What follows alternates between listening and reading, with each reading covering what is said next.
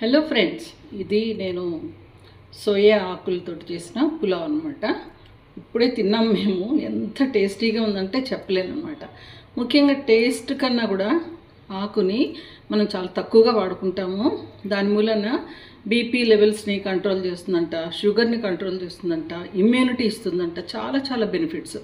మీరు కూడా ఒకసారి గూగుల్లో వెళ్ళి చెక్ చేసుకోండి, సోయా ఆకు లేకపోతే దిల్ లీవ్స్ అని. ఓకే, ఇది చేసుకునే ప్రొసీజర్ అంతా మీకు చూపిస్తాను. ఒక్కసారినే ట్రై చేయండి.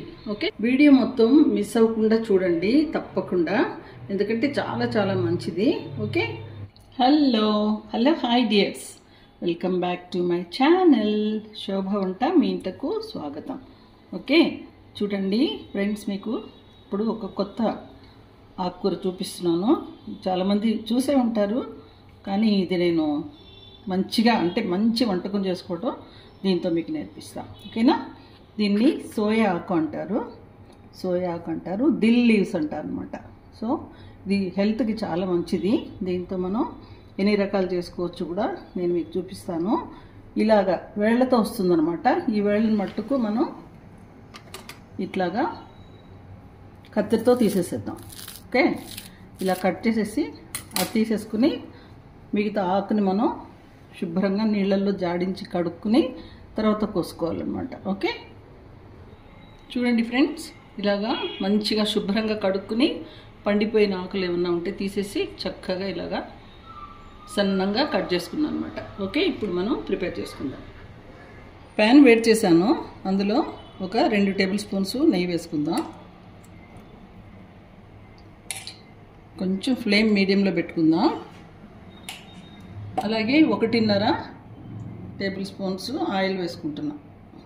చూడండి, దీంట్లో ఒక 2 పలావ్ ఆకులు, ఒక పెద్ద దాల్చిన చెక్క, జాజిపువ్వు కొంచెం, ఒక మరాఠీ మొగ్గు చిన్నది, 1 స్టార్ ఎనైస్ అనమాట, 2 యాలకులు, ఒక 4 లవంగాలు. ఈ మసాలా దినుసులు పేలుతాయి, కొంచెం జాగ్రత్తగా ఉండాలి మీరు. చూడండి, ఒక గుప్పెడంతా జీడిపప్పు ఇట్లా నీళ్ళల్లో నానేసుకున్నాను. అలా చేసుకుంటే చాలా టేస్టీగా ఉంటాయి అన్నమాట. వేసేసుకుందాం.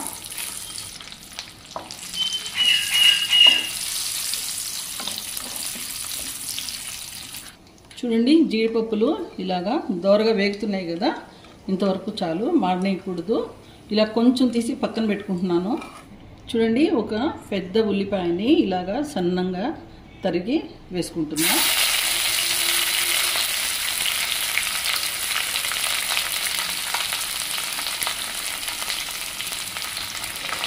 ఒక 5 పచ్చిమిరపకాయలు ఇలా సెంటర్కి చీలికలుగా చేసి వేసుకుంటున్నాను.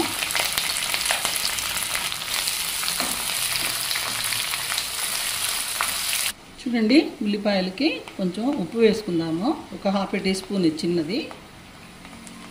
ఉల్లిపాయలు చక్కగా మెత్తబడుతున్నాయి కదా, ఇప్పుడే అల్లం వెల్లుల్లి పేస్ట్ ఇది 1 టీ స్పూను వేసుకుంటున్నా. ఎప్పుడు కూడా జింజర్ గార్లిక్ పేస్ట్ని అస్సలు అంటే మాడకుండా వేయించుకోవాలి, అలాగే పచ్చివాసన లేకుండా కూడా ఉండాలన్నమాట. ఓకే, చక్కగా ఇలా వేయించేసుకున్న తర్వాత ఇప్పుడు నేను కోసి పెట్టుకున్న సోయా ఆకు అనమాట, ఇది దిల్ లీవ్స్, దీన్ని వేసుకుంటున్నాను. ఇది చాలా సులభంగా అయిపోయే వంటకం, ఫుల్ మీల్ అనమాట. చూడండి, ఒకసారి తప్పకుండా ట్రై చేయండి. చూడండి, ఆకులు వేగుతున్నప్పుడే 1/8 టీ స్పూన్ అనమాట పసుపు, కొంచెం ఒక చిటికెడు, జస్ట్ శాస్త్రానికి అనమాట వేసుకుంటున్నాను.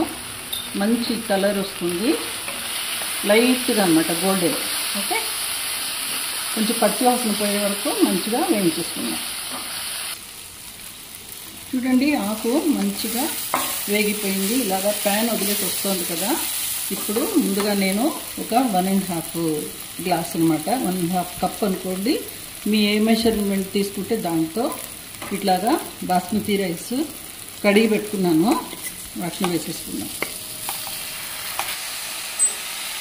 దీనికి బాస్మతి రైసే వేసుకోవాలని నియమం ఏం లేదు.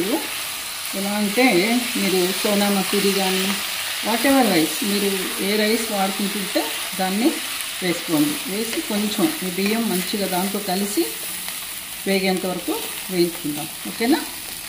ఇప్పుడు ఈ రైస్ని కొంచెం మంచిగా ఫ్రై చేసుకుందాము. ఈ ఫ్రై చేసుకునేలోగా దీనికి నీళ్లు కావాలి కదా అన్నం వండుకోవడానికి. దానికి మీకు చూపిస్తాను చూడండి ఎందులో వండుతున్నాను. చూడండి, ఎలక్ట్రిక్ రైస్ కుక్కర్లో ఒక 3 గ్లాసుల నీళ్లు మెజర్ చేసి పోసుకున్నాను. ఎందుకంటే 1.5 గ్లాసు బాస్మతి రైస్ వేసుకున్నాను. మీరు తీసుకునే రైస్ని బట్టి మీరు నీళ్లు మెజర్ చేసి దీన్ని వేడి చేసుకుందాం. ఇప్పుడు అక్కడ వేగుతుంది కనుక ఇక్కడ నీళ్ళు కూడా వేడెక్కిపోతాయి. మనకి రైస్ చాలా త్వరగా అయిపోతుంది. ఓకేనా? రైస్ని మనం కలిపేటప్పుడు ఫోల్డింగ్ మెథడ్ ఇలాగనమాట. మీరు అంటే ఇట్లా కొంచెం మధ్యకి ఇట్లాగా పక్కకి తిప్పుకుంటూ ఉంటే బ్రేక్ అవ్వకుండా ఉంటుంది. ఓకే, ఈ ఫ్లేవర్స్తో వేగింది కనుక చాలా చాలా బాగుంటుంది. ఓకేనా? చూడండి, నీళ్ళు మంచిగా తెరులుతున్నాయి కదా.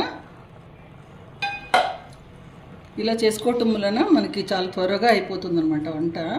ఇప్పుడు 1 టీ స్పూన్ ఉప్పు ఇందులో వేసుకుందాము. టేస్ట్ చేసి చూడాలి. టేస్ట్ చేసి చూస్తే ఇది కొంచెం ఉప్పగా ఉండాలన్నమాట. అంటే మామూలు దానికన్నా కొంచెం ఉప్పగా ఉంటే మనకి రైస్తో చక్కగా ఉడికి రైస్కి మంచి టేస్ట్ వస్తుంది. ఓకేనా? చూడండి, బియ్యం చక్కగా ఇట్లా ప్యాన్ వదిలేసేసి వస్తున్నాయి కదా. ఇప్పుడు ఆఫ్ చేసేసి దీన్ని అంతటిని చక్కగా గ్యాదర్ చేసుకుని ఆ నీళ్ళల్లో వేసేసుకుందాం. ఓకేనా? చూడండి, ఇలాగా వేయించుకున్న బియ్యం ఉన్నాయి కదా, వాటిని చక్కగా ఈ వేడి నీళ్ళల్లో వేసేసుకుందాము. ఇలా ప్యాన్లో కూడా వేసేసి తీసేయండి. తీస్తే మీకు అందులో ఉన్న నెయ్యి మిగతా ఉన్న గ్రెయిన్స్ అన్నీ కూడా వచ్చేస్తాయి. ఓకేనా? ఇది ఆటోమేటిక్ రైస్ కుక్కర్ కదా, ఎలక్ట్రిక్ రైస్ కుక్కర్ అనమాట. మీరు కుకింగ్ పాట్లో కూడా చేసేసుకోవచ్చు చక్కగా. చూడండి, ఇంకేమీ మనం దీన్ని కలపాల్సిన అవసరం లేదు, ఏమీ లేదు. మూత పెట్టేసి అది మనకి ఇండికేటర్ చూపించేస్తుంది కదా. ఓకే, మీకు అయిన తర్వాత చూపిస్తా. ఓకేనా? చూడండి ఫ్రెండ్స్, ఎంత బాగా వస్తుందో చూస్తున్నారా? చక్కగా మంచి ఫ్లేవర్ అనమాట. ఎంత బాగుందంటే చెప్పలేము. తప్పకుండా చేసుకోండి ఈ సోయా ఆకులతోటి ఇట్లాంటి పులావ్ని.